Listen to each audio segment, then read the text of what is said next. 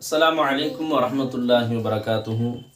லா இலாஹ இல்லல்லாஹ் முஹம்மதுர் ரசூலுல்லாஹி ஸல்லல்லாஹு அலைஹி வஸல்லம். பிஷ்ருல் ஹாஃபி ரஹ்மத்துல்லாஹி அலைஹ் அவர்கள் வாழ்ந்த காலகட்டத்திலே பக்தாது மாநகரிலே ஒரு வியாபாரி இருந்தார். அவருடைய வேலையே என்னவென்று பார்த்தால் இறை நேசர்களை குறை கூறுவதுதான் அவருடைய வேலையாகவே இருந்தது.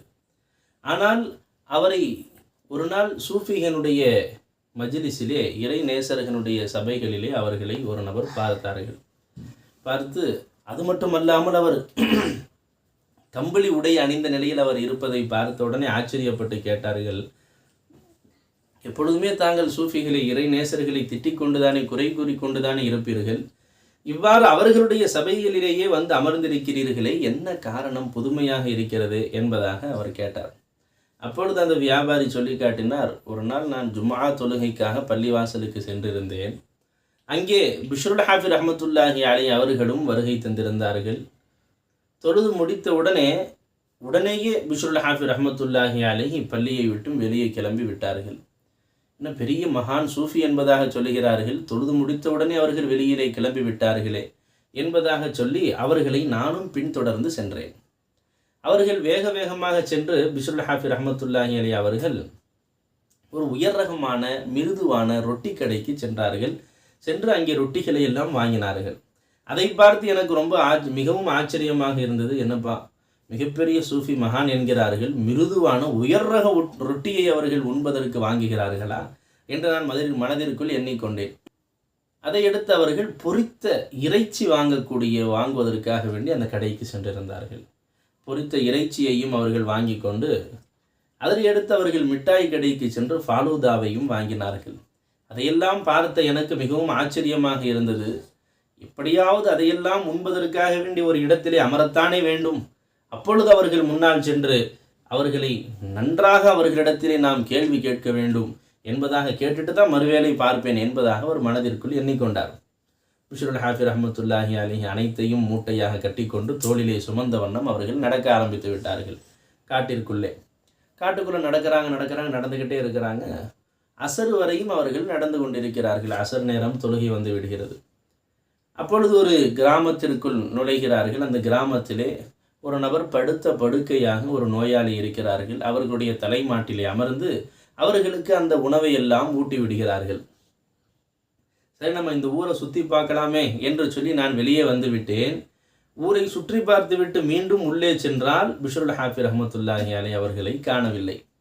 அப்பொழுது அந்த நோயாளியிடம் நான் கேட்டேன், இங்கிருந்து பிஷ்ருல் ஹாஃபி ரஹ்மத்துல்லாஹி அலைஹி எங்கே சென்றார்கள் என்பதாக கேட்டதற்கு அந்த நோயாளி சொன்னார், அவர்கள் சென்று விட்டார்களே என்பதாக சொன்னாங்க. அப்படியா, இங்கிருந்து பக்தாதுக்கு எவ்வளவு தொலைதூரம் இருக்கிறது என்பதாக கேட்டேன். அதற்கு சுமார் 40 ஃபர்சக் இருக்கிறது என்பதாக சொன்னாங்க. அல்லாஹ், அவ்வளவு தொலைதூரமா? நான் செல்வதற்கு வாகனமும் இல்லையே, என்னால் நடந்து செல்வதற்கு உடலில் தெம்பும் இல்லையே, நான் என்ன செய்வது என்பதாக அவர்கள் கேட்டவுடனே அந்த நோயாளி சொன்னார், சரி, சற்று அமைதியாக பொறுத்து இருங்கள், ஒரு வாரம் நீங்கள் இங்கேயே தங்கி இருங்கள், மீண்டும் அவர்கள் பிஷ்ருல் ஹாஃபி ரஹ்மத்துல்லாஹி அலைஹி இந்த ஊருக்கு மறு ஜும்ஆ அன்று வருவார்கள், அவர்களுடனே நீங்கள் சேர்ந்து சென்று விடுங்கள் என்பதாக சொல்லிட்டாங்க. நேரமும் காலமும் நாட்களும் ஓடியன. ஒரு கட்டத்தில் வெள்ளிக்கிழமை ஜும்ஆ தினமும் வந்தது.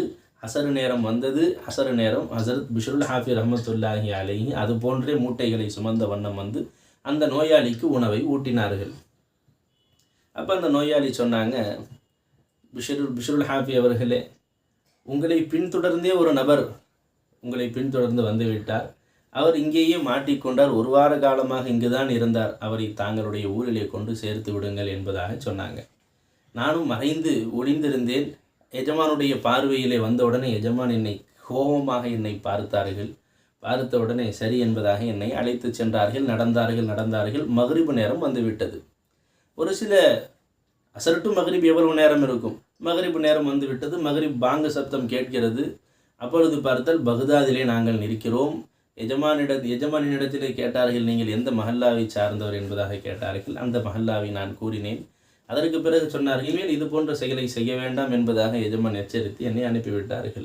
அப்பொழுதுதான் எனக்கு விளங்கியது, இறை நேசர்களுடைய அந்தஸ்து அல்லாஹ்விடத்தில் எந்த அளவிற்கு உயர்ந்தது என்பதை நான் விளங்கி கொண்டேன்.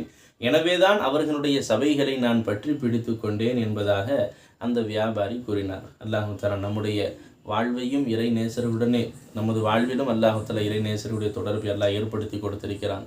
அந்த காமிலான ஷேகுமார்களை பரிபூர்ணமாக மதித்து வாழ்வதற்கு அல்லாஹ் ஜல்ல ஷானுஹு தஆலா நமக்கு அருள் புரிவானாக. அவர்களுடைய தொடர்பிலேயே இம்மையிலும் மறுமையிலேயும் சுவனத்திலேயும் இருப்பதற்கு அல்லாஹ் அருள் பாக்கியம் தருவானாக. அல்லாஹ்வை அடைந்து கொண்ட நன்மக்களாக நம்மையும் நமது சந்ததியினர்கள் அனைவர்களையும் அல்லாஹ் ஆக்கி அருள் புரிவானாக. ஆமீன். வாஹிரு தஅவானா அனில் ஹம்துலில்லாஹி ரப்பில் ஆலமீன். அஸ்ஸலாமு அலைக்கும் வரஹ்மத்துல்லாஹி வபரகாத்துஹு.